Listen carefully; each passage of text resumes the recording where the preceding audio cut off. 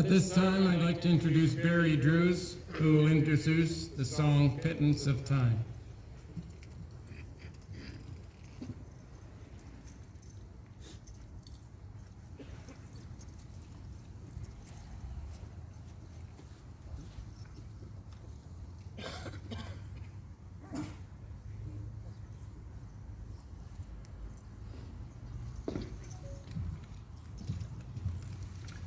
Hello, ladies and gentlemen. My name is Barry Drews. First, I'd like to take the opportunity to thank everyone here for their continued support and remembrance of those lives tragically lost on September 11, 2001.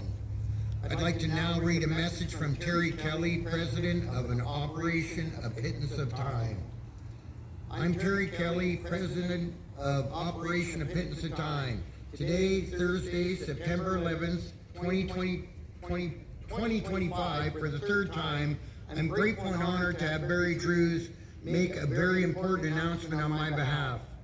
21 years ago, I was inspired to write a song, A Pittance of Time, to honor and commemorate our military service men and women of yesterday and today. Over the years since I wrote A Pittance of Time, I've come to realize that there are thousands and thousands of first responders everywhere, every day, who, like military service men and women, selflessly serve, respond, and sacrifice their lives for the good of one and all on the home front. Here at the Peace Arch, under the umbrella of Operation A Pittance of Time, I, Terry Kelly, declare that from September 11th through till November 11th be known as the season of those who serve, respond, and sacrifice their lives for those of us in the general population, and this will reoccur in the same time window frame each year going forward. A song, A Pittance of Time, invites all citizens to take a small personal window of time of their choosing during the season of those who serve, respond, and sacrifice to honor and commemorate the heroes of the home front and those who have served abroad. Operations A Pittance of Time reminds us there is no expiry date on remembrance.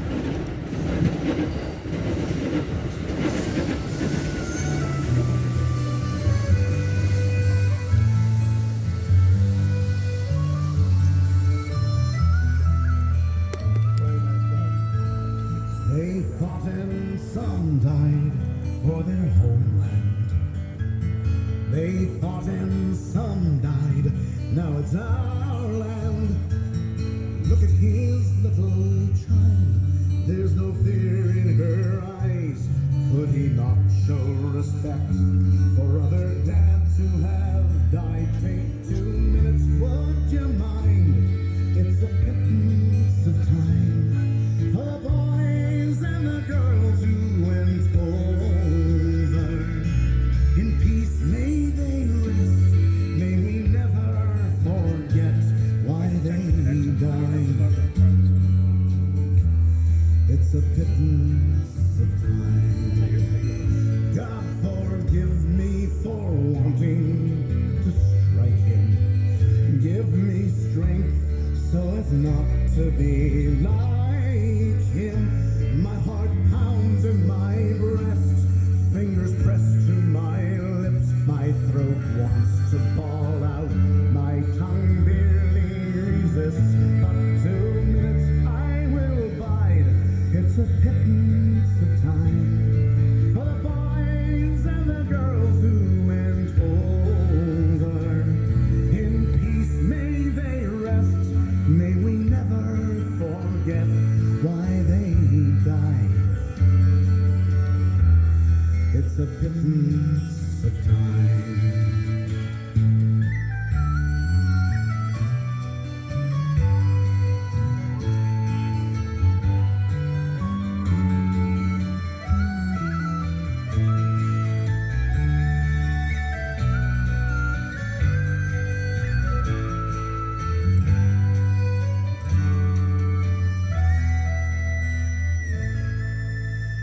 Read the letters and poems of the heroes at home. They have casualties, battles, and fears of their own. There's a price to be paid if you go, if you stay. Freedom's fought for and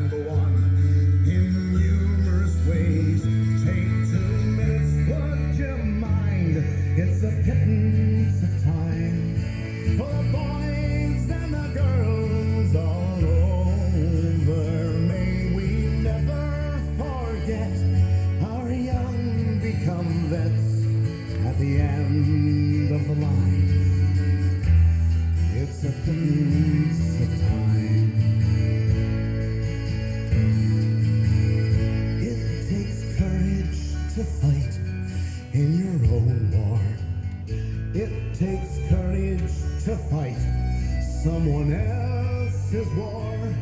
Our peacekeepers tell of their own living hell. They bring hope to foreign lands that hate mongers can't kill. Take 2 minutes, put your mind. It's a pittance of time for the boys and the girls who go over. In peacetime, our best still don battle dress and lay their lives on the line. It's a pittance of time.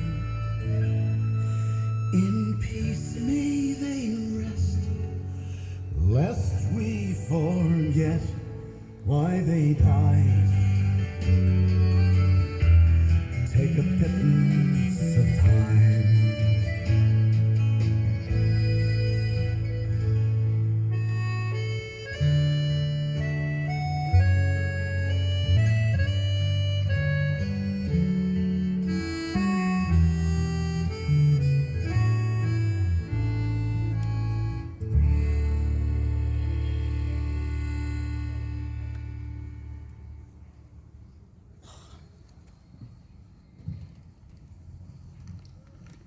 I'd now like to call upon the U.S. Consulate General, Sean Crawley.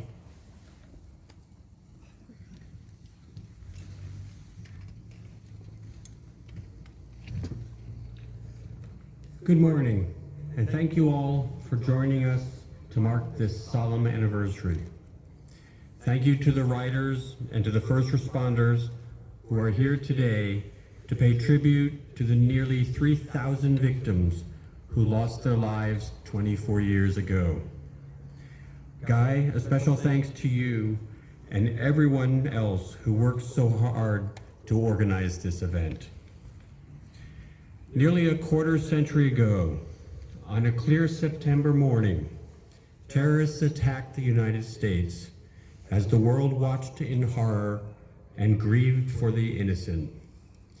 People from the United States, from Canada, and from 90 other nations perished in those attacks.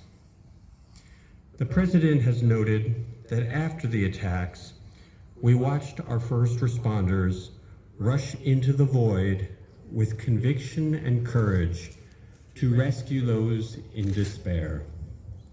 They did not pause to consider personal risk. They did not run away from terror. Instead, they stepped into burning buildings so that others could safely step out.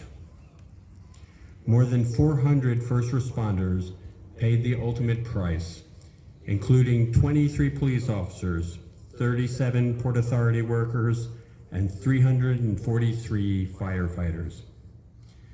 Each of us who were alive that day has their own remembrance and responded in their own way. In my family, my youngest brother and his friends had been at a restaurant at the top of the World Trade Center the night of September 10th and into the morning of September 11th. When they woke up after a late night out, they discovered the place that they had been only a few hours earlier was on fire and crumbling to the ground. As a result, my brother enlisted in the Army and later served in Iraq. In Canada, people across the country provided safe havens and care to thousands of stranded air passengers. From Vancouver to Whitehorse to Gander and across many other Canadian cities, the people of Canada provided comfort and support to complete strangers in their hour of need. At a time when it would have been easy to despair about man's seemingly endless capacity for cruelty and violence, we instead witnessed the unbridled kindness of our neighbors to the north. It was a fitting example of what makes the U.S.-Canada alliance and friendship so special. For this, the United States government and the American people are eternally grateful. Since I served in Benghazi in 2012, I would also like to take this opportunity to mention my friends, Ambassador Chris Stevens, Sean Smith, Tyrone Woods, and Glenn Doherty, who lost their lives on September 11th, 2012 in Libya. Please remember these brave Americans today as well. Thank you again for allowing me to share this very important occasion with all of you. Thank you.